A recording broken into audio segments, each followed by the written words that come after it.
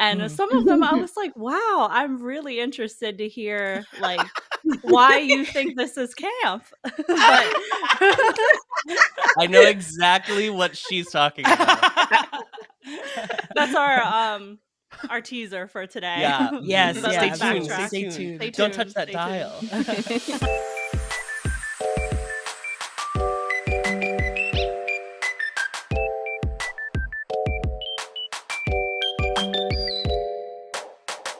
Hi guys, welcome to LoveCast, the BL podcast. I'm your host Kayla, and with me as always are my co-hosts Pixie and Alexa. Hello. Hi. So for this week's episode, we're going to take a look at how humor functions in BL and kind of explore the different ways and different elements that are often used within the genre. But we are not alone today for this conversation. To join us, we have our wonderful friends from Boys Love, Adam and RJ. Hello. Yay. Hi. We figured, we would get two professional clowns to come and talk about comedy. Yeah. And BL We went to today. clown school and everything. It was Yeah. Right, yes. right. Professional clowns. Mm-hmm. Professionals in our midst. I'm honored. Did you want to tell everyone kind of what your deal is? Yes, other than comedy. Absolutely. Other than clowning. Yes. Hi, we are Adam and RJ. We are the hosts of the podcast Boys Love on the Multiverse network. So our podcast started out as a K-pop survival show, like episode by episode recap. We did Boys Planet, and once that's a BL. I mean, it is a BL. It's So one of the best. It was the best Classic. KBL of 2023. Yeah. Mm-hmm. But after Boys Planet ended, Adam and I enacted our evil plan to get everyone sucked in to then watch BL with us, because we had just gotten into BL. I want to say like at the end of 2022. Mm-hmm. Yeah. And Adam and I were like, I think we need to dig into this and just like talk about all of these shows. So we do episode by episode recaps of BLs. We've done one pretty consistently since we started. So it's been really fun kind of going and doing episode by episode recaps of BL. Some of them we've done like, before we even started the channel. Some of them we're catching up with, and some that we were watching kind of like pretty close to real time. So it's just been fun. We love yapping about BL, and we've launched a Patreon like pretty soon after, and on the Patreon we do the actual reactions where we watch BL together and yap even more. So And we're married to each other. oh yes, and we're married. That's to each dropping other. the lore right away. That's the appeal. That's the appeal, is that you're watching two husbands. Two Mullamas talk about Mullama. Mullimas. Exactly. And that's how the name started, because when we first started watching BL, I just looked at Adam. We were at a drive-thru and I looked at him and I went, Boys Love. And he was like, what is that? And I was like, that'll be the podcast when we inevitably do it. And he was like, oh damn it, that's good. So Here here we we are. are. Yes, here we are. Yeah. And if you guys didn't know, LoveCast, half of LoveCast has done a collab with Boys Love before. Yes. Collab. We released a single. We released No big deal. we released a makeup palette. Chart-topping single. Uh-huh. Yep, do the dance challenge. It went Dance to the challenge, number. everything, It went to the number one on the Billboard chart. Okay. Billboard. We did an episode of I Told Sunset About You together. I believe it was episode 2. It was. Yeah, Heather and Kayla and I talked about the lore of PP Bilkin, because we didn't know a single thing. We didn't know. And when they dropped the lore that, and now I wish I we still didn't know. Yeah. Now it's all consuming. And now your life has been altered forever. Exactly. Mhm. That was a really fun. It like I think spoke for like almost 2 hours. Our camera died in the middle of it. Like we were just talking for so long about about how amazing that BL was. So it was so much fun. Yeah, Heather's been trying to get us to talk about it for years. Mm. So She yeah. Well, it's jumped at the perfect. It's opportunity to perfect. chat about This it with you was guys. Itze is such a comedy, so it's like perfect. Yeah, to, it's that's like- why you would reach out. 'Cause The obviously segue. it's so funny. Loved how funny that BL was. So I'm excited to talk about it today. It's definitely going to be the main topic of conversation in this episode. Yeah. The tears that were shed were from laughing. Absolutely. Mhm. Absolutely. Completely. Yeah. Well, we're going to be focusing on a lot of different shows, I feel like, today. I was watching you guys put in your notes, and some of them I was like, wow, I'm really interested to hear like why you think this is camp. But I know exactly what she's talking about. that's our teaser for today. Yeah. Yes, But yeah, let's Stay tuned. backtrack. Stay Stay tuned. tuned. Don't touch that Stay dial.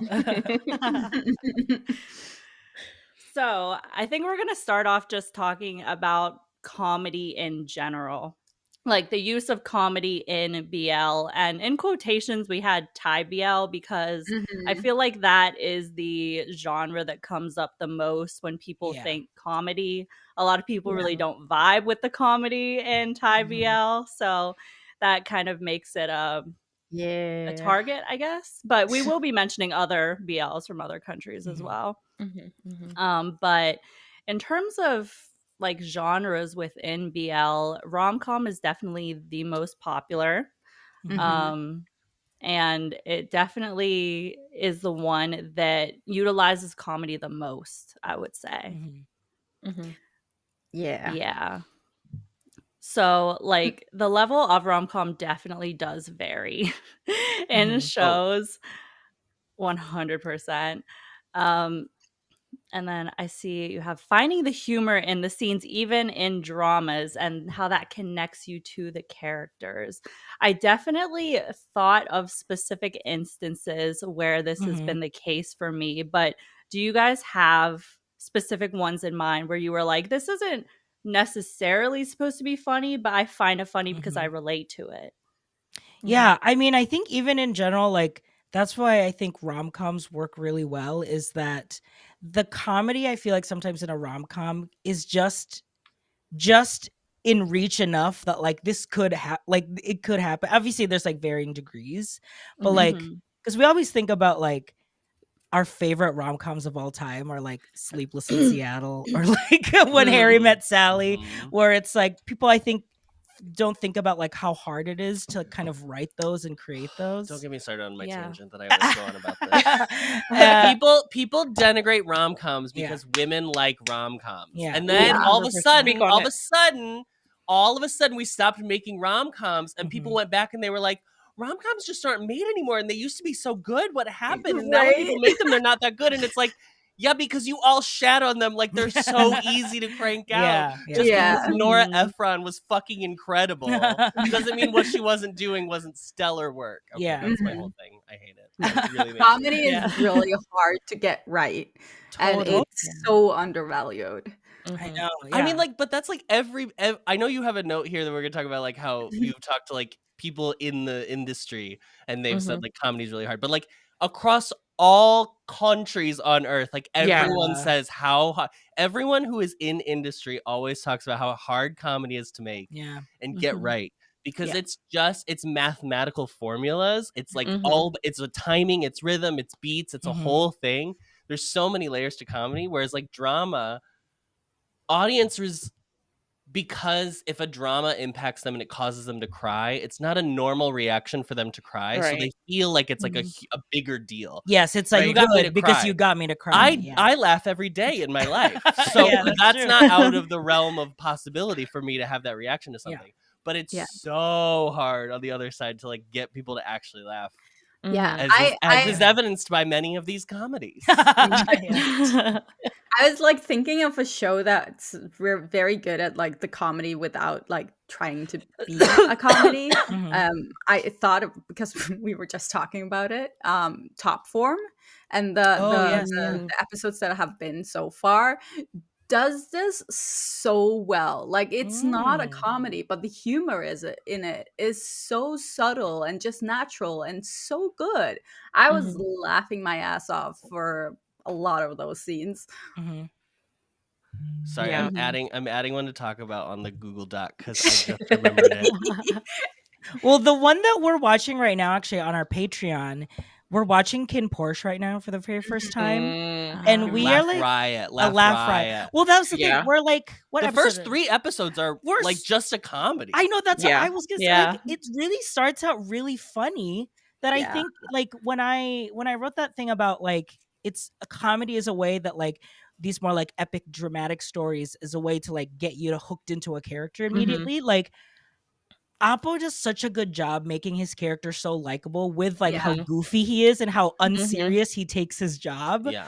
That like all of this is really funny. That like when the tone shifts and like things get more serious, you're immediately like, wow, I feel for this guy. you Well, know? there's like two, like either you want your audience to connect with your main character and you want them to empathize or sympathize with them, which is like the Disney method of killing their parents immediately. Yeah. Or you want them to Yes. be likable, so then you just make them really fun and funny and like a life of the party or whatever. Or even like if they're not the main comedic driving factor, the energy around them is funny enough and they keep reacting to it that you like are charmed by their enjoyment how of we're living everything. in the world. Yeah.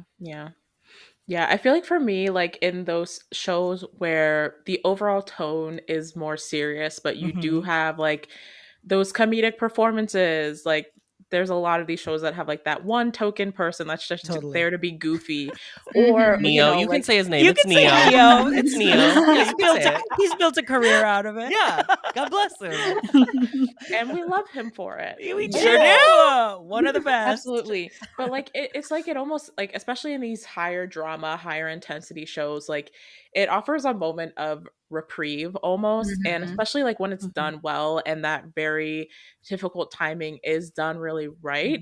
For me, it can be almost like more impactful than the high drama scenes. Like after all of that, there's a scene that makes me laugh and it doesn't feel out of place or doesn't feel like it took away from what just happened. Totally. Yeah, I mean, it's hilarious the idea that like as a culture we came up with the word dramedy in like 2008 when like Shakespeare in all of his tragedies has like very funny scenes all throughout. Like there's not always a single, comedy in drama. There's not a Yeah. single drama that exists where there's not a single joke in the whole piece, right? Like it's part of the ups and downs of watching a narrative. Yeah. I think for the most part, like what usually rubs me the wrong way with like especially Thai BLs is the overuse of slapstick and sound effects that are overused really grind my gear. Like I like it is literally triggering to me. It's so funny because sometimes if it's really good and it kind of drowns out, but sometimes when they're so like random, I want to say it was my school. Yeah, I want to say it was my school president one time where it was like they like made a mistake and the sound effect was like blah blah blah blah blah blah blah, and we're like, what? What fish is trying to breathe? Like what's like happening? It's so silly. Yeah, I do feel like. Oh, yeah, go ahead. yeah. Oh no, I was just gonna say like I think there's obviously like highbrow lowbrow comedy and so like super broad comedy is indicated as lowbrow or whatever, and I think there is for people who are new to BL, I think if you've never watched anything before, I would probably start them not with a Thai comedy because if they're like an American person, they've never experienced anything like that before in their lives. But once you, I feel like, get used to it, there are times I do not hear the sound effects anymore. I hear the sound effects mostly when it is a show where it is trying to do both drama and comedy. Oh yeah, and that's when I'm like, I don't know. That worked. Like Middleman's Love was a full comedy from beginning to end. There was not a single serious moment in that entire piece, in fact. And that show, I was like, oh yeah, they're not. There every 30 seconds there was like a sound effect, but I didn't even hear them anymore because that was the whole piece. But then I think Kim Porsche's had somewhere I was like, yeah, Kim Porsche has that yeah. I cringe of, like horse sound and The horse. Yes. Oh, yes. You're like, get me started. And I was just thinking, like what you said there, in because I watched YYY as an example. Mhm. I can't remember if they did any sound effects in that because I didn't notice any. Yeah. I have to imagine, like, I haven't watched YYY for a long time, but I feel like there are some where it just is so expected that like it's not even on your radar. yeah, Right. yeah. And like, you know, the fact that it's a different sound every 10 seconds, like, yeah, that is something I noticed very, very much early on in my BL watching career, if that's what we want to call it. Mhm. But now, yeah, it does not bother me at all. I And know like, you're so used sometimes to it now. works on me. Like I'm giggling too at the sound of it. I know. Like, you know, my humor has been like, it's almost like it adjusts to the show I'm watching, because like you're not going to see a sound effect in a KBL, even if it's supposed to be like a correct. more comedic You'll one. get So, like a playful score. Like all of a sudden you'll hear like a new, like it's playful. Yeah. but it's KBL still will music. do Yeah. scoring. Yeah. But like the KBL or K variety shows are You sound Oh my effects God. all They, the time. they have Yeah. many Sound of them effects. too. Like I Yeah. and the cuts. Yeah. And the cuts, yeah. I think for me, like the one time that I can get through those sound Mhm. effects is if I'm watching it with someone else, because it Yeah. then it becomes like a like, haha, what was that? It feels kind like of thing. it like fills the room a little bit. Like if you're Yeah. watching it with multiple people, it like kind of adds a little something. Yeah. But I Yeah. think it's like similar to, I think like nowadays, because the multicam sitcom doesn't Canned really laughter. exist anymore. Yeah. Canned Mhm. laughter, I think, is really Yeah. foreign my to like God. most people, even Mhm. though like RJ and I, our entire college experience was just watching Watching the Golden Golden Girls, Girls. on the loop. So like it's very comforting to me. And also like we grew up in the 90s, so like that Yes. still was like a very much a part of Yeah. like TV sitcom culture. Yeah. But I think nowadays, especially once we pivoted toward like the Office kind of format Right. of comedy, and everything Yeah. was like we're in the scene, nobody's Deadpan. laughing. Yeah. Yeah. It's very different. Deadpan. Yeah. No, I've been getting served TikToks of like this really, I don't know if obscure is the right word, but like this early 2010 ABC family drama or comedy called Baby Daddy. And my TikTok has been serving me clips from that. And they do like the studio audience. Studio Oh, And yeah. like the laughter of that was just so jarring. So I was like, I have not heard I that haven't been watching in yeah. years. Like I mean, you probably hadn't heard it literally since like watching like Liz or like Hannah Montana. Like yeah. Disney Disney- Channel Disney shows Channel, still yeah. use the canned laughter to that extent, and Yeah. Nickelodeon shows. Yeah. But yeah, like no, the pivot, and it is different now because like I don't watch as much Western media, so maybe Right, there are yeah. comedies out there that still utilize like the canned laughter. Yeah, they're and all stuff on like CBS. They're all Those Mhm. primetime We don't get comedies. them in Norway, so Yeah. yeah. But yeah, no, that's just kind of speaking to how like almost jarring it can be when you're taken out of it and then put back in it at like random. Yeah. mhm. I did want to ask when we talked about highbrow and lowbrow. So one of the first BLs Adam watched like solo that he started doing reactions on was Fish Upon the Sky. Oh, And- I didn't do reactions on it. I just did a recap of it. Oh, at you the just talked end. about it? Yeah. And girl, the poop jokes and poop Fish jokes, Upon the my Sky. God. My God, Neo is in a bathroom every other scene in that fucking show. I'm not even kidding. It's crazy. Dude, the poop jokes, they did that in Love by Chance too with Can. Yeah. God, Yeah. That was Well, They it's- did it a lot. well, you're either a poop joke or a sex joke. There's the two types of I'm people in the world. strongly a sex joke person. Yeah, same. And like to be fair, they're college age boys, so that is I know. well, I don't know if they True. talk about. I'm not a college age boy, I'm so can't speak on it anymore. But I mean, my Whatever. 7-year-old thinks poop jokes are great. Hilarious. Yeah. Past that, I don't. most men have the mentality of 7-year-olds in my mind. So Yeah. no offense to No the offense to the men. present. No, it is sometimes when we watch shows like you get reminded like, yeah, these are boys and they think this Mhm. is funny. I think like the Mhm. school shows for sure do that. 'Cause Yeah. there were moments in like My School President that I was like, oh my God, these are just a bunch of boys. Mhm. Which is funny because like their target audience is usually like girls. I when they- know. Right. So it's like I'm just like, who wrote this script? I'm like, where do we even go from there? We jumped around quite a bit. I know. Well, I was gonna say like when we were talking about like elements, like the elements of humor in comedy, in drama, I was gonna say I wrote down a lot of KBLs because I think the KBLs do a really good job of. You don't think of them as like. I don't think there is like I'm sure there is. The friend Dongpyo in who's his name Dongpyo in 8th Sense. The friend who wouldn't stop eating. Oh, he's so funny. They will like lean in on like either a performance or like funny moments or situations.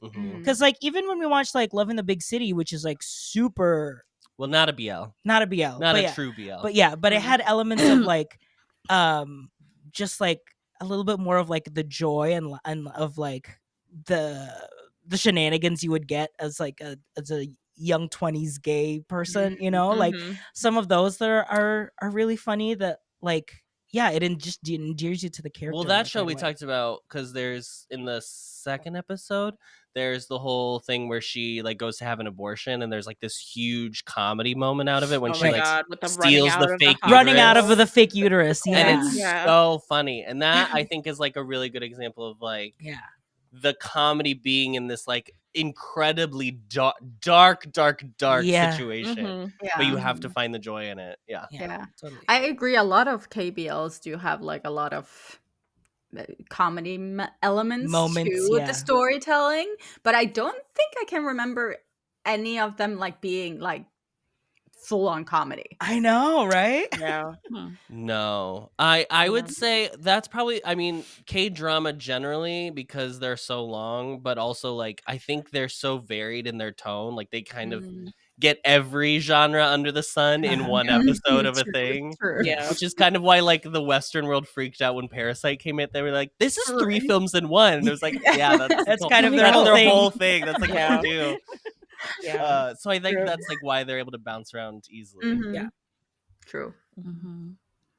Yeah, it reminds me of this thing. This is kind of jumping ahead too, but that Poppy said to me that was basically that comedy comes from real life situations or like realistic things that happen to you that sometimes aren't even necessarily funny. Maybe just like it's like a misfortune that you have or something that creates the comedy, and that just made me think of that. I have so much respect for people who can do comedy. I know. I just don't think like I'm a funny person. And like the idea of like being able to not only like tap into that but like on camera and like work it in, like thinking of someone like Poppy, like half the time, like he said he doesn't even get a script. Like they just tell him to be Poppy and he just does it.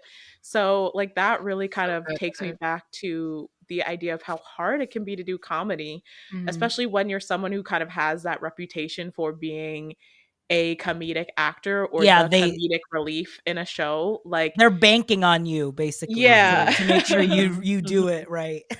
But in like a lot of those people deliver every time. Like Poppy is gonna deliver every time. Like Mark and Neo are gonna deliver every time. And we're so underrated for it. Like, dude, they do so much work, and they're so underrated. Yeah, I like you said, Adam. Like people think that it's not hard when it's like it's very hard to make an entire well, and that's what's even crazier about doing like super big broad shticky comedy on camera is because it's like on stage shticky comedy works because you're in a theater full of like 3,000 people playing to the back of the house, right? On camera anything big appears like even bigger, so that's like when something is really shticky and really works in a Thai comedy, I'm like more impressed that works because I'm like, wow, the camera is already magnifying this by like 100. Yeah, totally, and it's still working. I feel like it's very easy like to toe that line of like this is working and this has suddenly become like, I hate to use the word cringy because I am very much in my cringe as fun. Anti-cringe. We're done with the cringe. We're done. Cringe. I hate hearing cringe people. humor has never worked on me. Well, I just hate that. Like it's become like a oh that's just too cringy. I'm like you just don't like it. Fun. Just say you don't like it. Yeah, True. I have very much been of the mindset that like cringe does not immediately mean bad, and I think Yeah. people, like you Yeah. said, like if you don't like something, it's cringe instead of just saying like, Mm. oh, this I don't like this or this isn't Yeah. good. But like I Cringe. think cringe can be fun. Yeah, cringe is Yes. the new like guilty pleasure, where Yeah. it's like, People but are hate you fun. actually? Do you feel guilty about it? Because like if it's bringing you joy and it's not doing Right. any harm, I think you're fine. Yeah. It's Yeah. fine. Yeah. So that's why I hate to use the word like overstepping into the line cringe, because like I am in my embrace cringe era. Like I'm too old to Totally. care about that now. Totally. But I think it is really hard to be on that line of like this comedy is working, whereas this Mhm. comedy maybe is not hitting the way they intended. Like it's such a narrow line to walk. And so like Mhm. when those performances do really work, it like gives you so much more respect for them, I feel like, and the effort that went into from all ends of pulling that off. Yeah. I know. I do think like on some aspects that like the things that I struggle with in comedy, especially when Mhm. watching Asian shows and stuff, has Mhm. a lot to do with Norway, like where I grew up and the humor I'm used to here. Because we're like our humor is very based on being straightforward Yeah. and a little more subtle, Mhm. more maybe a little more dark. Mhm. So I think like most like if you watched our comedy shows, you would not get it at all. Like, dude, I can see that now that I'm so used to other countries. But Mhm. yeah, I think a lot of my issues just comes from what I'm used to. Mhm. And yeah. Well, that's what I think is so interesting, like about all the different regions of BL, because like obviously each region has their own kind of standard of what they think BL is, but like Yeah. comedy is so regional specific. Like Yeah. comedy varies, and this is why like I think like this is not what we're talking about at all, but like on Drag Race, like they just recently had this past year they had Global All-Stars. Global All-Stars, and like Mm. I think one of the problems with that show is like you're taking queens who aren't performing in their like native language and trying to force them all to perform in English and do a very American style of comedy, Yeah. which is like not what they're used to anyway. And I think it's like that's another reason why like comedy, when you're like, when I find myself laughing at something in a Thai BL or a KBL or a JBL or whatever, I'm like, wow, that really did work. Like how fucking weird Andy Bion was in fucking History 3 Trap. He's so funny in that, even though he's so hot. And Andy, if you happen to be watching this, I'm happy to divorce my husband if you want me to. Oh, developments are being made. Yes. Yeah, the cultural aspect is big when it comes to like how the comedy is landing and if it lands for certain people or not. Yeah, like obviously the shows like Thai BLs are going to be geared towards the Thai audience. Like I often will be watching something and like I know that it's funny and it makes me laugh, but I know that there's also another layer of comedy or like wordplay or something. No, we're not even seeing. I know. Honorifics. Yeah, oh my we're God. not even getting. Yeah. But do you think like in recent years when they noticed how much it got more popular on an international scale that they also started adapting the humor a little bit? Because I feel like the humor in BLs have changed over the years. Yeah, it could be, or it could just be like that's the shift in media in general, in the media. But yeah, I mean, yeah, I think it's like all things with BL, like the same way certain genres are popular in certain time frames and stuff like that. I feel like the comedy also ebbs and flows with that. So I do think we see like we still see certain like those certain like more slapstick comedic performances, but I think a lot of shows are trying to do more of like a blend now compared to in a lot of the earlier BLs, like the 2016, 2017 era of BL. At least thinking about Thai BL specifically, I do think we see more of a blend trying to happen in a lot of the recent shows. I mean, you see them using English more in the recent shows. Like you see them like adapting the shows for the national audience, like in Golden Blood, that's out airing right now, not My Golden Blood that is airing right now. They're talking a lot of English in it. And That also, I mean, if we want to talk about the audacity of using the English language, let's talk about Playboy, the series. Because what on God's green earth was happening? This is also happening. So we're watching Kin Porsche right now, and so like Bible speaking English, Perth speaking English, and like people have said like, oh, it's because a lot of the times they actually like forgot their lines, and so they're just like more comfortable in English. So they'll just like say their lines in English or whatever, which is fine. But on Playboy specifically, I was like, we don't need to do this. It's not anything. Because usually I feel like in any of the Asian dramas, point blank, like anytime there's a character that speaks English, it's specifically telling you like they're worldly. Oftentimes they're the bad guy, like something along they're not from those here, lines. or they lived somewhere else. Right. That. I can't even. Playboy was not funny, so we don't even need to bring it up. But my God. Well, I think it was funny in like the unintentional camp way that we'll probably talk about. Yeah, I do actually. They intended it to be funny, but it ended up being so funny. I didn't laugh once. I mean, Playboy was a show that was funny to discuss afterwards. Totally. For sure. Yeah. I think the English speaking, it also a lot of the times, like thinking about My Golden Blood, Josh and Gawain are both fluent in English. Perth and Bible are both fluent in English. I know Perth has said like a lot of the times like he has been instructed to just like say shit in English because they want to throw in there that like, hey, like you said, like this person is you know, part of their character. So, and honestly, like sometimes like there is so many lines of Perth just like throwing out a random English curse word in Kin Porsche that cracked me up. And like he's supposed to like act tough, so he's like, "What, you like that?" Like, and I'm like, "Oh my God!" Like out of nowhere, this Australian man is like is teasing Heather. I'm so sorry. Heather, I'm so sorry. We love Australian. We love the Australians here. Oh my God. Piff. Yeah. I mean, Perth like, is just so. But when he opens his mouth, he's not intimidating. I know there's a little.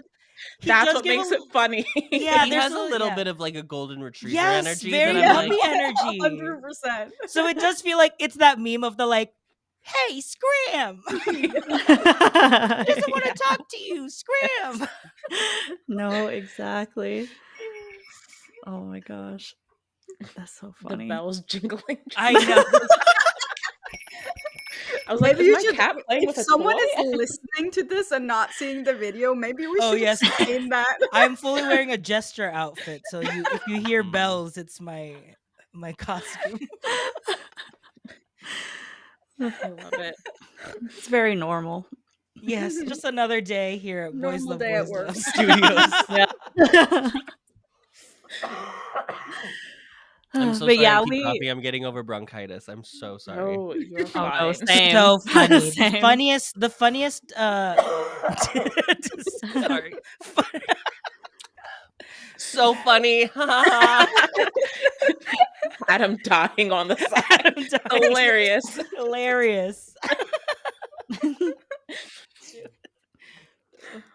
Oh. Anyway. Okay. Anyway, so we already talked a lot about the sound effects. But I guess there's also like the way that shows are filmed that correlate with the sound effects. Those are the moments when I think sound effects are really funny, is whenever they correspond with like a zoom in or like a pan or something, because it really, I don't know, it really shows you that like the comedy isn't just like the acting, all the elements of it need to be in place for it to really land. So I just wanted to mention also that like it's so much of it is the way that they shoot the show, the way that it's filmed, that can make it really funny or maybe not really funny. I think the sound effects definitely work best when they accompany something visual. Yes. If they just button someone's line, then I'm not always sold on it. In the few Secret Crush on You episodes that I peeked at, I think they did a pretty good job. Who? Secret Crush. Did they do a lot of that where it's like the visual matches the? So I feel like They Secret Crush, did whatever they want on Secret Crush. They did it all. What didn't they do? I love Secret Crush. They had everything. Yeah. Yeah. That's true. And I feel like that's going to come up a lot when we talk about camp. I was like, that's a good segue. Yeah. Yes. Like how would you guys define camp aside from like a, I guess, professional definition and official definition? When you think camp, what do you think? What comes to mind? Go ahead, Adam. Give us the notes on camp. Susan Sontag, who wrote. So like camp is so ephemeral, right? It's like the weirdest, wonkiest thing to try to describe. Yeah. And even when you go and read Susan Sontag's notes on camp, you still leave being like, I'm not really clear on what you mean by any of this. Yeah. So I guess in like the queer community, camp is very like you're sending up mainstream things but doing like a subversion on the like the norm basically. So like John Waters films are like a great example, and he often does like films that are very heteronormative, very like mainstream Americana, but they're always like just weird enough that it's like something's off, and it's the something's off energy that you're supposed to feel, and that's the camp of it all. But Sontag specifically talks about there being two types of camp. She talks about there being like deliberate or intentional camp versus unintentional camp.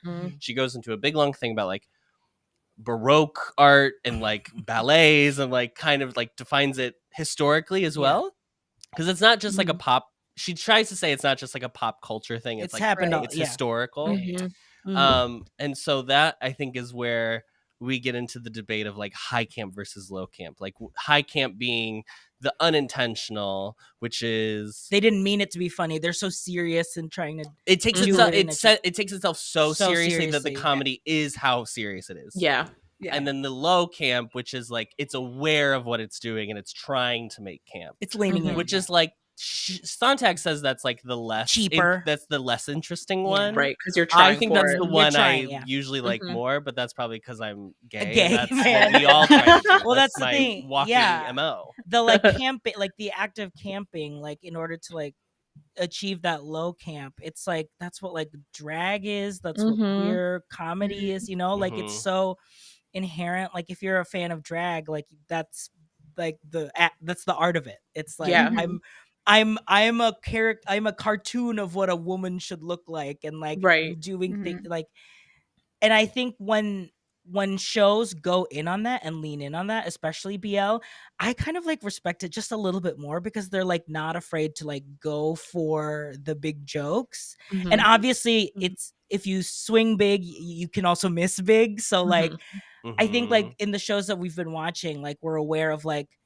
Okay, the attempt, the effort, the intention, and like, did it work or did it not? And you know, who's better at making it work and who's not. So, yeah, the one movie that I always think of when I think camp is "But I'm a Cheerleader."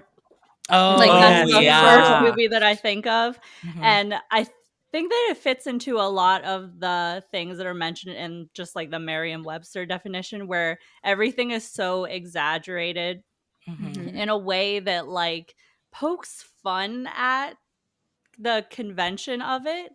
And it has a thing where it's almost normal, but there's something off about it. So like I think about how they're dressed in like 1950s clothing or something, but it's like latex, something like that. But yeah, that I just had to mention that because I always think of "But I'm a Cheerleader," even though it's off topic.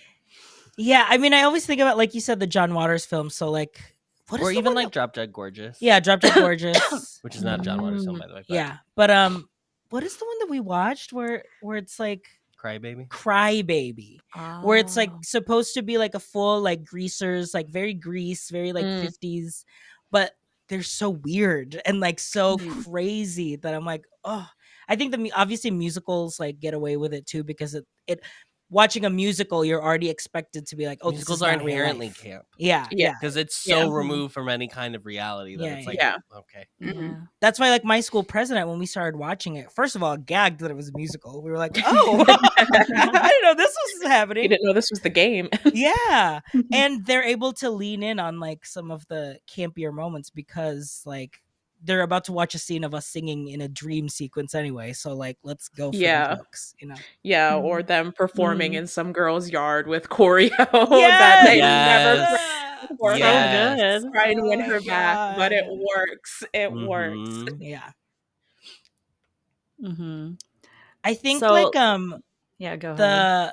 Just some of the stuff that like are unintentional camp though, that I wrote down, like we just finished Not Me.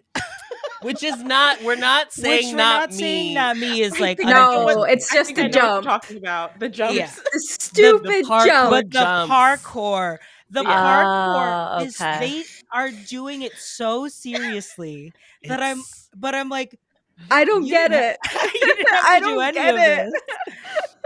And like, I think the first time it happened, it was, you know, Gumpa trying to teach the lesson of like, you've always had it in you, blah, blah, blah, blah, you know, very, you know, Spider-Man, you know, like Uncle Ben. So they do it, but then they keep doing it in like, they do it in the last episode. It's crazy. That is true. Like, I think I gotta bring this back. Yeah, definitely. I definitely think it's unintentional though, because like sometimes when I watch something like that, I'm like, no offense to them, but I'm like, I don't think they were smart enough to think of making that funny. Yeah. Why did they make that decision? Like, what was the thought process there? Because you could tell that they were like, this is gonna be so cool, and like they went in and like, you know, had a fly system. They slowed it down, like they trained these guys, and then you watch it and you're like, oh, we're doing that. That is. It kind of feels like someone else told the director to put it in there just because they thought it would be cool. But I don't know. It's some of those things. I think sometimes too, like the production stuff of the BL, like making a Thai BL.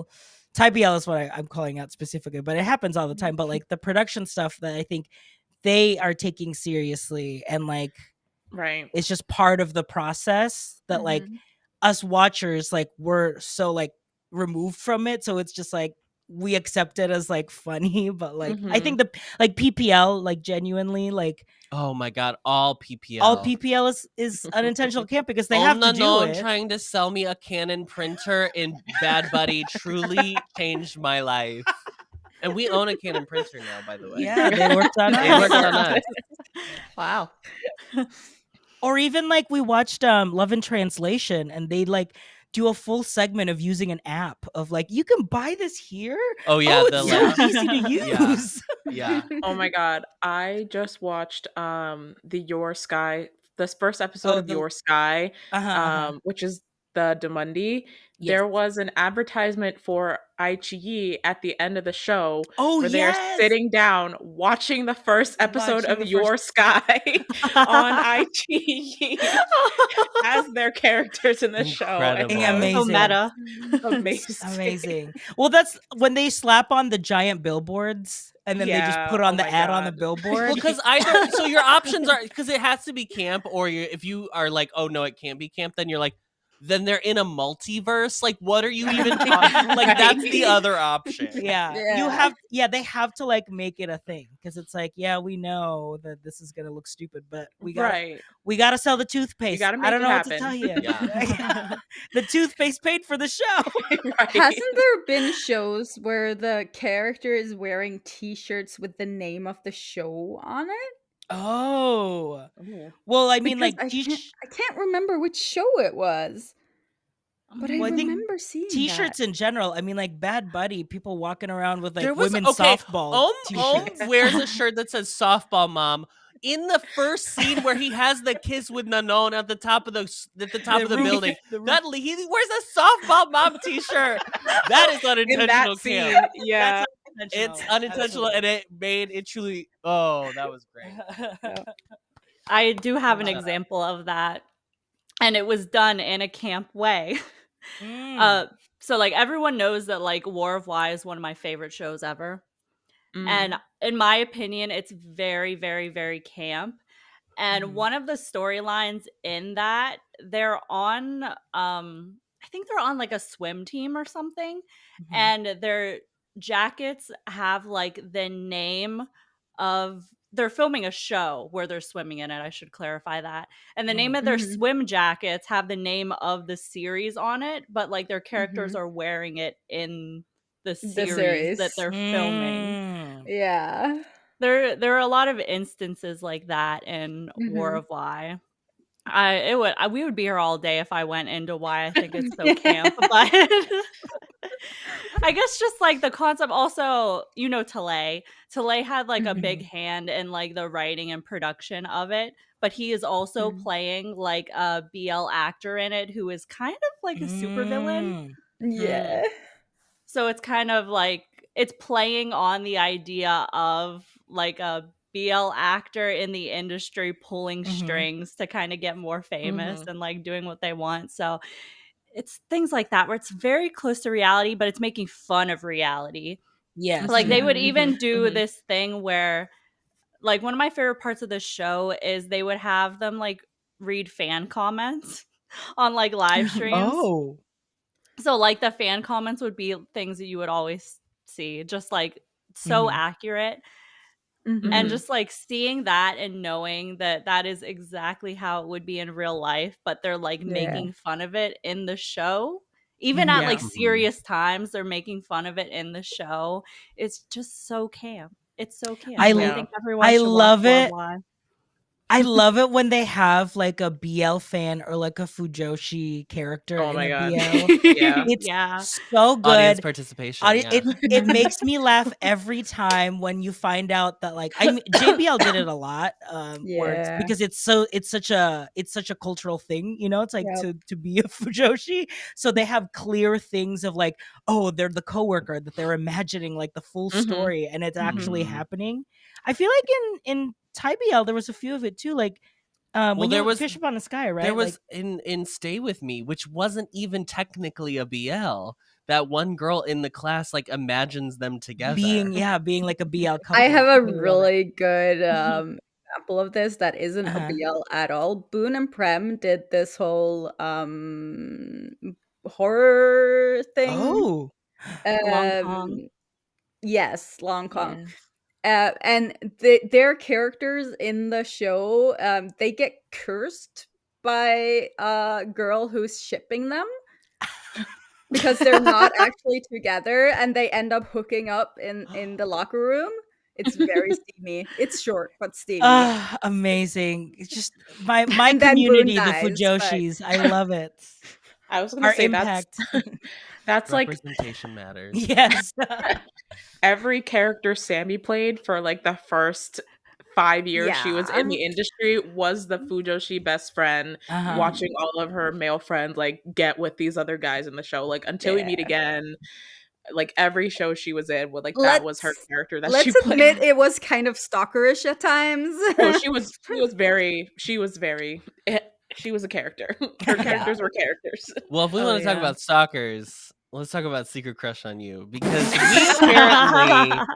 we apparently disagree. So you all wrote in the notes that you think Secret Crush on You is unintentional camp, and I think it's very clearly made with a camp lens because it's so out of the realm of in any kind of normal reality. It's gonna be real. And also like all the design elements of the show, like every character has a color that they wear all the time. Like everything is so like stock to a certain extent that because I was like so Secret Crush on You, I watched the first 3 episodes by myself and I was like, I don't know, I'm not grabbing in, I'm not hooking in, but I had promised like our Patreon subscribers that I was going to watch it. So then I like reset and I started streaming while watching it. And then like, as I was watching it the second time, I was like, oh no, they know that it's camp. Like they know that it's a whole bit. And then I was like, oh, okay, I can get into it. Now, I'm not saying the whole show was perfect. That's not what I'm saying at all. But I was able to like access it better once I like realized that that's what was going on. Yeah. Yeah, I don't know. I was not sure. No, I really was not sure about that one, like if it was intentional or not, because a lot of the things I was just like, isn't this just like exaggerated Thai humor? But then there are also some elements that I'm like, well, that could be camp on purpose, like the fact that the main character, the stalker, has like a wall, has literally like a shrine in his apartment to the guy. That could be, or also like his whole thing where he's like hoarding. He like hoards. Yes, randomly, he saves, like a bunch of but it's not random that just he hoards though. Everything is super heightened. Like that's what tipped me off, because like it's not that he saves things. He uses like one of those like at home like sealer vacuum seal machines to like put them in a box. Because he's hoarding The other thing he takes a crab. He takes a whole hog's head home, like the head of a pig. I'm not even kidding. It's incredible. The thing that it was the first time, like his friends, they have this whole thing where they like talk about like having a secret crush, and there's these rules of having a secret crush, and they start like, crying. They all start crying en masse together about how sad it is, and I was like, oh, it's camp. It's camp. They're aware. It's camp. That's when I was like, okay, I got it. For sure. Oh my god. It's camp. But to yes, me. there is a level of it that there is a level of it that's just like over exaggerated Thai comedy for sure. Mm-hmm. I mean, I think it's kind of popular in Thai media, the whole thing about like stalker crush thing, because Jamie's show was also like a secret crush thing. I mean, that's technically how like Fish Upon the Sky technically starts too, because Pond has a crush on Puin. I don't remember their character names. And like My School President technically is a secret. Yes, there's a lot of secret crushes going around. A lot of stalking. I mean, even if you go back to Together, Bright's character is kind of like stalking Wynn's character without us actually seeing it. Mark is stalking Tong on My Golden Blood right now as we speak. That is very true. He's been stalking him since he was born. Since he was a baby. Oh, that is like now Jacob you made level. it creepy. Okay, now you made it creepy. Listen, but that's always going to be the problem with vampires. That's with vampires. When you start thinking about how old they are, then you're like, I can't think about ages. No. I was like, that's giving me Jacob and Renesmee energy. No, we don't think about that. We listen and we don't judge. Okay, but the Renesmee baby, the actual baby, unintentional camp. They did not know. Yes, that baby was going to be that. They thought they were doing something with that. They thought they were cooking. They thought they were eating it up. And that baby looked like it was cooked in a microwave for about 5 minutes. It was melted. The whole franchise, honestly. Talking to RJ about this because RJ has never seen Twilight. or read Twilight. Oh my god! So literally, fuck RJ. I just know it from all the Tumblr gifs that I saw growing up. I will defend Twilight to my death. Same. Listen, it's a cultural moment. Yeah, it's a cultural moment. Yeah. That's so funny.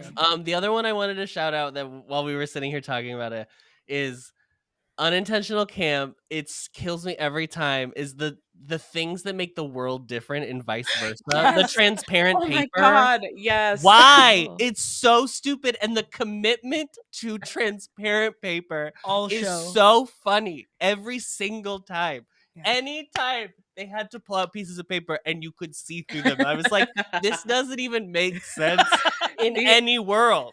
The world building. How would you read the document? Yeah. Or like bad singing is good. That was another one. Or like wine was cheap but beer was expensive. I was like, what is that? Is there another multiverse or like multiverse show right now, or like another world type of BL where they're like in another world? Boy Meets World or whatever it's called. The Boy Next World. The Boy Next World. Boy Meets World. Topanga was Multiverse. I sound like my mom trying to remember in another titles. world. The Boy Next World. Yeah. That was one where I actually didn't finish it, but it was. I did. I haven't yet. I plan to at some point, but I haven't had the time. I was disappointed.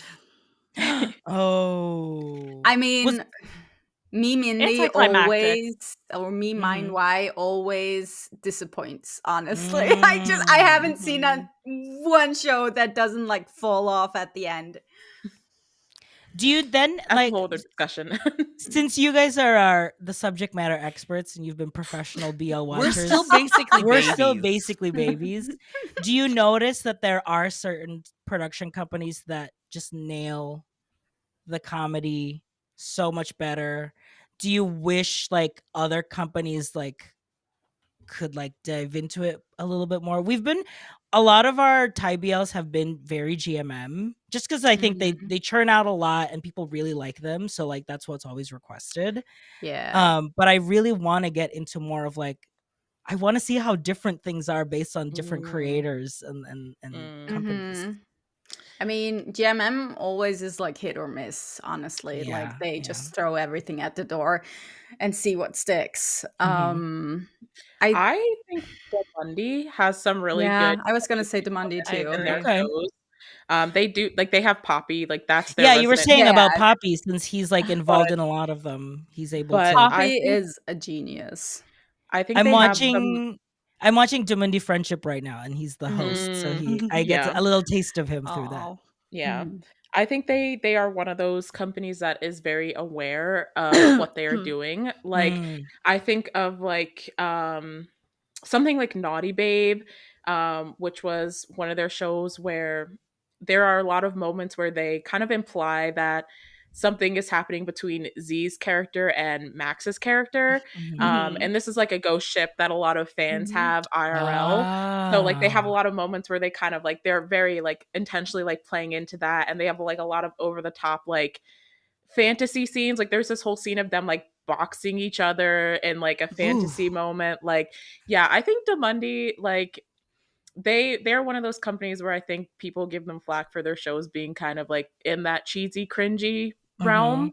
But for me, like I think they also know like they're very aware what they're doing, what they're producing. And for that I think it makes the comedy really work for a lot of their shows. I agree. And I think they have a lot of actors who are kind of like underrated when it comes to comedy. Like Tudor and Yim, I think are so funny, and no one ever talks about how funny they are. You up on eagle's wings. Period. No, I watched Middleman's Love. Like I love Tudor Yim. I didn't like the show. I didn't like the writing, but the part that stood out to me was their comedy, and their comedy is why I kept watching. Domandi is also, I think they're good with the production around the comedy. Other things not so much, like lighting and sound not so much, but the comedy, yes. They're really good at over exaggerating in every way. I mean, we did watch Bed Friend, so. Well, I mean, that was what was so interesting about going from Bed Friend to Middleman's Love, because Bed Friend was like not a comedy, very explicitly not a comedy. And then just to take the two characters and like fully put them in a just like crazy comedy. The theme intro was like them as bobbleheads, and I was like, well, that kind of tells you the whole thing about the show. I know. I love that. I love their intro. I did. Middleman's Love, I think, is like not great, and it's very hard to get into at first because it's so Yim is yelling the first 3 episodes the entire time. It's crazy. Does settle into it a little bit finally. And I think the back half of the show is pretty good. Yeah. That like at the end, that whole show is so goofy. That goofy. Oh my gosh. Situation. And then they just fuck. Yeah. In the last one. They are like nude. It's explicitly having sex. And Tudor is so incredibly attractive that I was like, what's happening?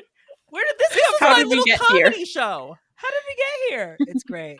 For real. And you know what? Goofy guys get to have sex too, and that's important for me to know. Yes. Oh. I mean, Mark Paquin, honey. Mark Paquin and Neo. They got OnlyFriends to be like. And OnlyFriends was another laugh riot. That was a real funny show, for sure. Yes, absolutely. Oh my god. Laughing the whole time. Laughing the whole time. Lord. Uh, But yeah, Battle of the Writers. I didn't finish that one either, but it's another one that is very similar to Middleman's Love in terms of like the camp comedy, because the whole thing is like they're two writers who they get them and their group of friends basically get together and start writing stories, but they're fan fictions because they're inserting themselves in it, and then they like play out the fan fictions that they write, but like It's completely like LARPing. it's like It's a a different LARPing PL. it's a series and a series and a series and a series. Like Oh they my keep just like God. writing stories, which is it's Mhm. really cool. It's very interesting. Okay. But yeah, I think And I've that heard is they a also go example. crazy in that one. Sometimes I watch these shows and I'm like, maybe I'm not galaxy brained enough to get it. Maybe I'm the problem. right. I'm not seeing the vision. Yeah. Did you guys have any other examples that like stick out to you when you think just like I don't know, just really Bonkers. funny, yeah, bonkers, off the wall BLs that you've watched? I'm trying to think.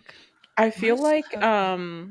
not Thai BL, but the whole A Man Who Defies the World of BL Oh, franchise. yeah. Of just like this guy who's in a BL manhwa trying so hard not to become the BL and the BL manhwa manga, and watching like all these like BL plots like happen around him, and like all these like like very stereotypical like classic yaoi plots like happening while he's Yes. trying excuse me, oh my god, just choked.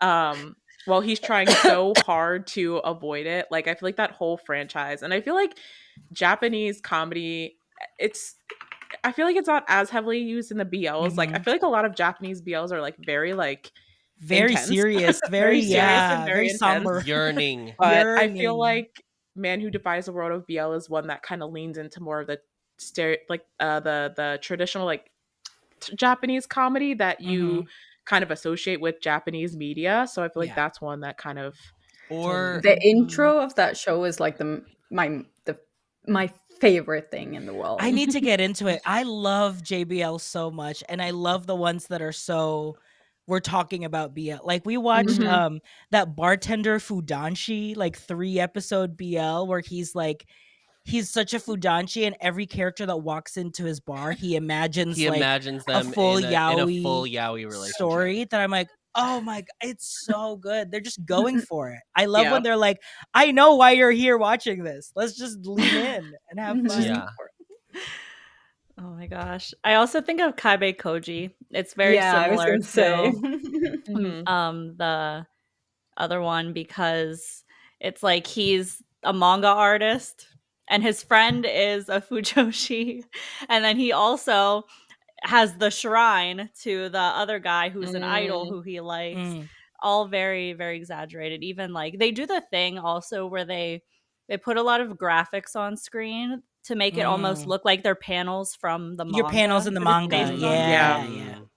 Yeah, which is super funny to me. I think it's really funny. Yeah, that works a lot on me. Like when we watch Cherry Magic, like it works when the reactions like play out like their panels in a manga. And then it was cool because then we watched the anime and it was like, oh, and then I like this is actually how it is. And then like we started collecting the manga and I was like, oh yeah, like I'm seeing it connect. And it's that's the mathematic part of comedy that like if you know how the beat should land, just do it and it won't fail. I think like Japanese BL really trusts the source material the most out of any of the countries because like they will just copy straight panels visually and it's usually like the beats that are the funny beats that they have to hit. Like there's the moment this is not a comedy, but my my personal weatherman, there's like the girl who's like the fujoshi or not, she's not a fujoshi, but she's like a friend and she's a fan of the weatherman.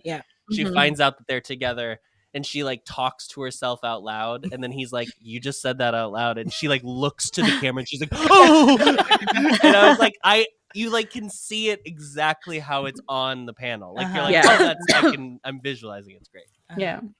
Oh my gosh. Yeah. Breaking the fourth wall is a big one with comedy, especially in the Filipino BLs. They do that in Oh, like yeah. every single one. Every single one. They did that in Well, like all of them, literally. our like variety shows are chocked full with all of those sound effects. The like, Mhm. ha, like that quick laugh that isn't Exactly. It's Yes. me, Oh my actually. It's God. Adam, So. yeah.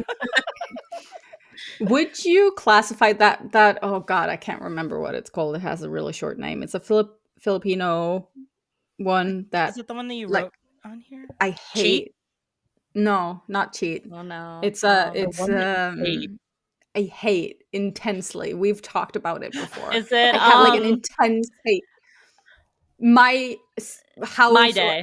My Day. My That's the one day. it is. My day. Yeah. Day. Would you say Yeah, I that's don't like camp that one. because they drew a fucking window on a wall? Oh, that just sounds like theater. That just sounds like like an improv class. Dude, What okay. Ugh. I think they were trying to go for camp, but I Mhm. also think they failed miserably in the humor because it's so bad. That is so funny. A lot. I'm on MDL and it's like messy but funny. Yeah, no, it's not funny. No, no. Well, that's I will I die think, on that hill. well, that's the thing. Yeah, it's such a risk. Like it's such a Mhm. risk to do to nail comedy, and you really have to trust that they know how to handle it. Mhm. Mhm. Or at least even like understand that like as actors, like I think that's hard sometimes to know like, oh, what I'm doing is funny, because I think Yeah. like we come from theater and like Well, the- bitch, you come from the circus. Look at you. I come from the Ringling yes. It's a thing of like you don't want to look stupid when you're on stage or on Mhm. screen, and like you can tell when an actor is not concerned with that. We Yeah. keep talking about Mark and Neo, but Yeah. they every time they pull out a performance, they are not afraid to They're look not self-conscious at all. Yeah, Yeah. they are Completely. not afraid to look silly up there, and it's Mhm. I love Same it with so much. Poppy. Yeah. That's actually Yeah. one of the things, like circling back to talking to people in the industry. Mhm. One of the directors we talked to a couple years back, director Mm. Lit, who did like My Engineer, Sodus, he said that like so many of these actors are afraid to look ugly on camera. Ugly. Oh, yeah. And it shows in the Mhm. comedic moments, and it also shows in the dramatic moments because they're Yeah. afraid to Mhm. look ugly crying and things like that. But yeah, like when you get an actor who is not afraid to just let go and commit Mhm. for like the whatever, if it's a comedic bit or if it's a dramatic moment, like it Mhm. really just amplifies it so much because you can tell that they are there to perform and perfect the Yes. scene that they are trying to do. And Mhm. I think like depending on the actors and the ships too, like when we saw My School President, you see Fourth obviously so natural on screen. It almost feels like sometimes Little Neo. he's not acting, like he's just like a real person, like he's just so natural, and like Mhm. his instincts are so Mhm. natural. And then as the show goes on, like for me, I noticed Gemini was getting more and more comfortable, also Yeah. kind of like looking silly and goofy, that I was like, oh, it's so nice to be able to see like You can watch it happening you in can real watch time. it happening in real Mhm. time. But this is like yeah. what I think Yeah. happens a lot with like people who are told like you are so beautiful, like you're so attractive, Right. blah blah blah blah Right. blah. I think about this a lot with K-pop, KB. specifically Oh, with like K-pop, yeah. with girl groups and variety shows. Is like Right. Yeah. I always find myself watching more boy group content. I mean, like I just Mhm. follow more boy groups generally, but like for some reason I often watch girl group stuff and I'm like, I just feel like they're worried that they're going to be received as not pretty Yeah. because it's Mhm. so important for like the industry that Standards they are have different. to Yeah. Yeah. right, and Mhm. that's patriarchy, right? Like that's a Mhm. whole other issue. It's a little bit different for like BL stars, right? But like Mhm. there is a bit of the pretty people have it hard, guys. I mean, we'll be the first to say it. They're really Mhm. persecuted in our Oh, society. okay. Do you know Right. anyone And as a personally? pretty person myself, I can tell you. I have been victimized. Right. This is our plight. Yeah. Mhm. Oh Lord. Are there any Like- like female BL actors Or GL. or GL? Yeah, are there GL actors that do really well in Are comedy? Becky Freen funny? I Um, mean, They were like a minor couple in Secret Crush. Oh, okay. That's where I like got introduced to them. I kind of think Freen is unintentionally funny in a good way. Great. Yeah. I feel like Wait. there's not many GLs that like I feel like Lean GL in on has come comedy. out the gate doing very different genres of like drama. Like, I think Oh. that the university and high school BL was such a staple of BL for like the first 5-6 years of the industry, whereas like GL, like there are definitely some funny moments, but I don't know, like I'm thinking of like, well, okay, I think not Namtan.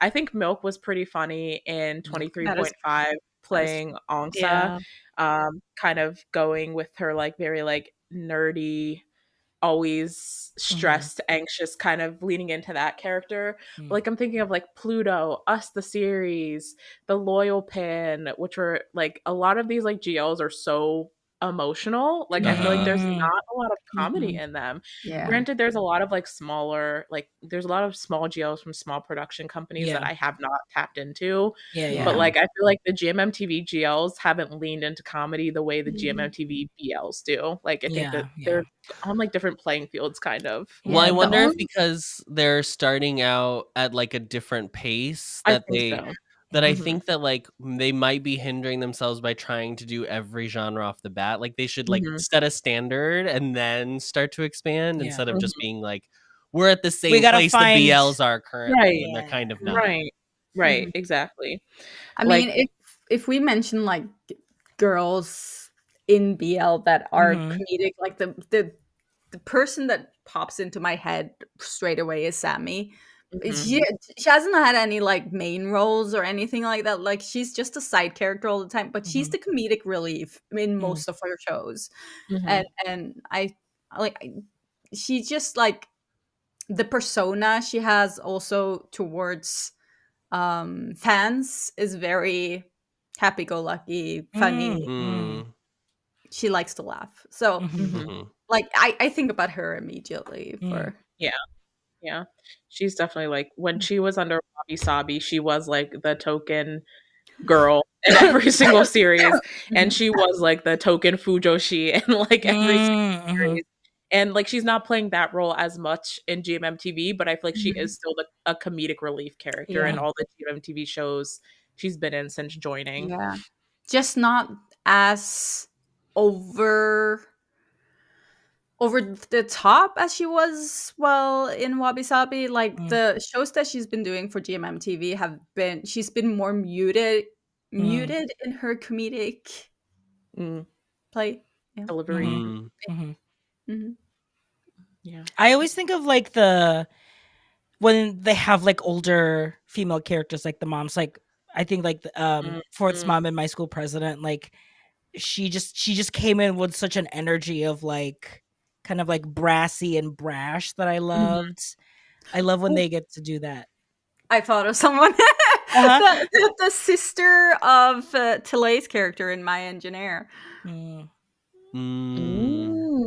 girl in Century of Love, the like the granddaughter. She was really yeah. She was great. Yeah. Oh. For a second, I don't know if you guys have watched.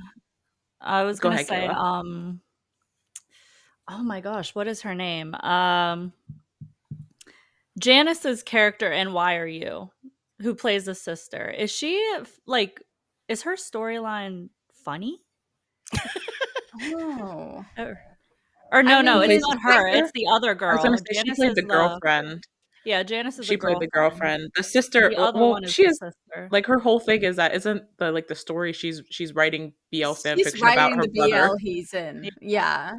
They've really locked in on the Fujo role. Like it's at this point it's like that's camp. That's camp. to like that's camp. Yeah. What was the show where they do the body swap thing? That's technically not a BL, but it becomes a BL with the shipper? Yeah, the shipper. Ugh. I never watched that one. Don't body swap go up to me. Yeah, like vice versa body swap, where it's like I'm walking around and I'm Om Nanon, but I'm actually Chewy C, like that kind of. I think you should watch The Shipper. I think you would like it, honestly. I know someone that's in it, or like I think First is in it. Oh, Yeah. yes, that's the one. Yes, Yeah. That's the one that people were saying.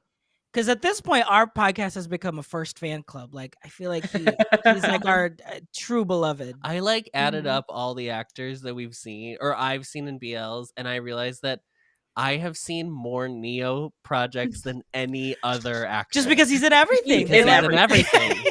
Everything, yeah. And I don't know what's going on in My Golden Blood. Sorry to go back to My Golden Blood, but he's doing nothing. He's doing nothing to do. No. I can't even believe they like wasted this time on him. We're watching Golden Blood, and I'm like, this could have been He's not even like a funny character. He's not like know. he doesn't bring any of his normal I was like, this could be Neo-isms. any entry level boy that they just cast. Yeah, But they used that's Neo. true. Yeah. Okay, I'm adding The Shipper to my list. Yeah, you should. I think you will. Like, it's camp. Like, I think it's camp. I just, it's really funny, and people will argue it's not a BL, but it's BL shaped. Okay. We love the shape of a BL. Yeah, it definitely. No, I think it's definitely camp. Just expect the unexpected from it. Okay. Expect Well, the you've got unexpected. you've got First, you've got Fluke, you've got Jenny. Okay, I'm already sold. So. Jenny is peak comedy. Oh, perfect. Oh 'Cause yeah, we maybe really her. liked Jenny and Only Friends. She's the bar owner. The bartender. Yeah. She's done some really good comedic roles as well in BLs. Mm-hmm. So, do you guys have any recommendations for the audience of shows that you think My are just Shipper. like, My Shipper, other obviously. than that. Other than that. Shows that are funny that you think other people would find funny. Yeah, I mean the funny ones that really resonate with me are the ones that also the dramedy ones where it kind of goes into a more serious thing, but like it really leans on the comedy. So like honestly, a lot of those JBLs that are about BLs, I really recommend. Like 100%. I really liked the I became a lead star in a BL or whatever that one was called. Yeah. Where he ends up being a BL and like the co-star is like secretly his fan too. Like that one really worked for me. Honestly, I mean Cherry Magic really works for me too. As just like a genuine like rom-com with like self-discovery, because like he's learning how to like not just be in his head the entire time. We've said it before. I think Cherry Magic should have a version in every country, every culture, because I think it could work everywhere. And we already have proof. We've seen it in Japan and Thailand. So I'm looking at my list of coming. BLs that we've watched, and I have not updated this in so long. I actually forgot I had this list, but I felt we had more of the comedies early. South Korea is crazy. There are no. I know. None of these are comedies. I know. Of all of these, I would say are funny at some point in the show that we've watched. I would say Choco Milkshake. That's true. love. The closest to a comedy, even though it ends so sad. Right? Technically, Roommates of Pungduk 304. It's It just is a rom-com. It's a really good rom-com. It's a good rom-com. Dude, what is the vampire thing that the actress played in before that one? Kissable lips. Not Penny. funny. That's camp. Camp. That's Unintentional camp. They were like, this is serious work that we're doing. They said, let me world build vampire lore in like 8 20-minute episodes. Okay, sure, diva. I mean, if you want to see camp that's Thai and not like, I didn't find it funny, but that might just be me. The 100-year-old. Is that the 1,000 years? 1,000 years old. 1,000 year old. Years. It's not the one Tale with of Thousand Shane Stars. and- No, it's another vampire one. It's another vampire one. That's why I came to mind. Oh. It's very, very camp. But it's a funny vampire. It's also slightly badly written. So, but I mean, I think that would be a show that I would really enjoy if I was watching it with someone else, because it's one of those things that you're just like, what happened? I'm gonna say, go ahead. Yeah. Oh, I was just gonna say the one I would say for Thailand that I haven't brought up that I did enjoy. It's not a perfect show, but I do think it's a good rom-com, more comedy, right? Is Wedding Plan. I thought that one was fun. I had a good time with that one, even though that was Mame. Yeah, and I didn't see that one. She's a tough pill to swallow. Yeah, she's Mame. She's.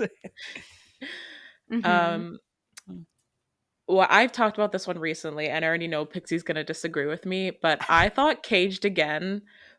Oh, is that really the funny. Penguin? Is it the penguin? The penguin and Panther. Adam, this is the one where the penguin comes to life, choco milkshake style. It's a penguin and a panther that come to life, and like it's so unhinged. But I also think like, outside of the fact that the concept itself is so goofy, like the comedy writing in the show really worked for me, and I had a lot of fun watching that show. I will admit it does have some fun scenes in it, and I don't necessarily have a problem with the penguin and the panther coming alive. My problem was more the writing didn't make sense, but oh yeah.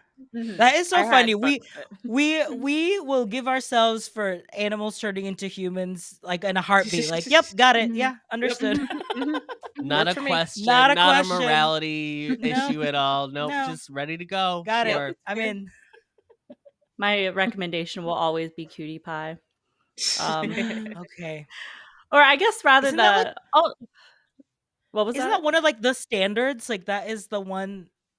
Is Cutie Pie like one of the like main? Was that Dundy? Like they're the ones that really. Yeah. Oh, is that Zine and You? Well, yeah. Of course. Yes. Well, Kayla's bias is showing. yes, that is them. Yeah. No, that show is always, no matter how many times I watch it, it makes me laugh. I think it's really funny, and there are some parts that maybe they're a little camp. Like at the end, whenever they're in, I think, Siam Square or something, and they like Photoshop them on one of the billboards, and then they like Photoshop like rainbows like going across the ticker or whatever. Like that's really funny. But yeah, I just always love that series. I think it's so funny. The perfect rom-com in my opinion. I love Cutie Pie too. Well, now I'm intrigued because high bar. Because I'm watching Dundy Friendship. Nunu just appeared, and I was the TikTok meme. Who is this diva? And everyone was like, "You don't even know." Oh my gosh, that is the diva. The diva. Well, we talked a lot. Why needs to be on the list of recommendations. Okay. Everyone needs to watch why. Right. We kind of skated over that one, but that is definitely one that was intentional 100%. And yeah, it's basically like a sitcom where all these people live in an apartment complex together and a bunch of crazy over the top shenanigans happen. Like I can't even describe the storyline to you really. But yeah, Poppy is amazing in it. Poppy at the scene of the crime. Wow. Okay, I'm adding this one too. Why? Yeah, that's an older one, but it's good. Yeah. So in conclusion, Poppy, I guess, is still the king of comedy. We reference him so much. We reference him so much all the time, but we really reference him today. I say, like, when I think of comedy in the BL sphere, he is the first person that comes to mind for me. Same. Me too. Well, do you guys have any final thoughts on the genre of comedy in BL? My final thought is this. I will give a comedy more grace if it doesn't work out like if it's not executed perfectly. Mhm. Whereas if a drama just completely flops the ending, then I will drag it through the mud, which I recently did on our channel, where I talked about the end of Not Me. So you can check it out there. Plug. Plug. Yeah, Oh, wow. I my final thought is that yes, it's really hard, and I respect the creators and the actors that really go for it, and I hope that it doesn't deter anyone from wanting to like develop new comedies, make new comedies. Like I hope that these companies like continue to challenge themselves to try and like make it work, because it's so gratifying when it just works. And I feel like for me, at least personally, like if there's a show, I find more comfort and like I love shows if I can, like you said with Cutie Pie, if it's a show that I can keep watching and the same feeling of watching it the first time always hits me every time in a good way. And so I hope they continue to make these rom-coms. I hope they continue to go for it. I mean, it's hilarious that we're in this cultural moment in the West of people being like, "Oh, comedy's dead because woke," where it's like, "No, girl, that shut doesn't the even- fuck you up, don't even girl. have to do All you have to do anything." is wear a little jester costume. That's all you gotta do." Peak Embrace comedy. the cringe. Yeah. Embrace the cringe. Yeah. Hire Neo. He'll do whatever you want. He will do anything. He will do anything. Yeah.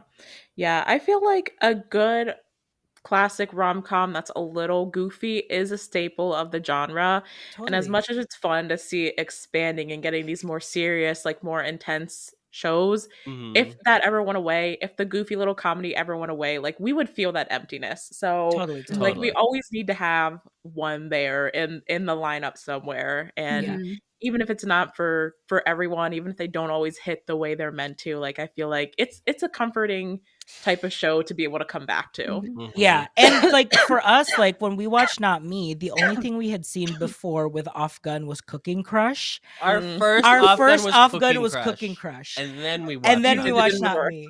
Yes, we did it full Mm-hmm. reverse, but it gave us like a full appreciation of their chemistry and how they work with one another, because it was like they're able to make it work that I root for them here and in Cooking Crush. So have you watched the older one they did? Oh God, I can't remember the name Theory of it. of Love? Huh? Theory of Love. Yeah. That is the staple of Off Gun. Okay. Yeah. It is a ride. It is funny. It is crazy at times, and it is annoying at times. But it's staple Off Gun. Like if I think about Off Gun, I think of that show. Ooh, okay. Yeah, same. We'll add it to our list too. Yes, a lot of recommendations today. So that's it for our episode this week. Be sure to share your thoughts on everything we discussed, and share with us your favorite comedic BL or comedic BL moment from a series. Thank you so much again, Adam and RJ, for joining us. Thank you for having us. This was really it's so fun. much fun. Thank you. Yes, we will definitely be linking everything in the description, all your platforms, all of that. And yeah, stay tuned for everything that Boys Love has cooking rather. Thank you. Yes. So if you enjoyed this episode, please like, comment, and subscribe. And while you're at it, why not share it with your friends? All that really helps us out. You can also check out our Patreon for early access to episodes, reviews, and we're going to start doing recaps too, which is brand new content over there. Fun! Yay! Exclusive to Patreon. But that's it for this week. Thank you guys again for watching. And until next time, goodbye. Bye.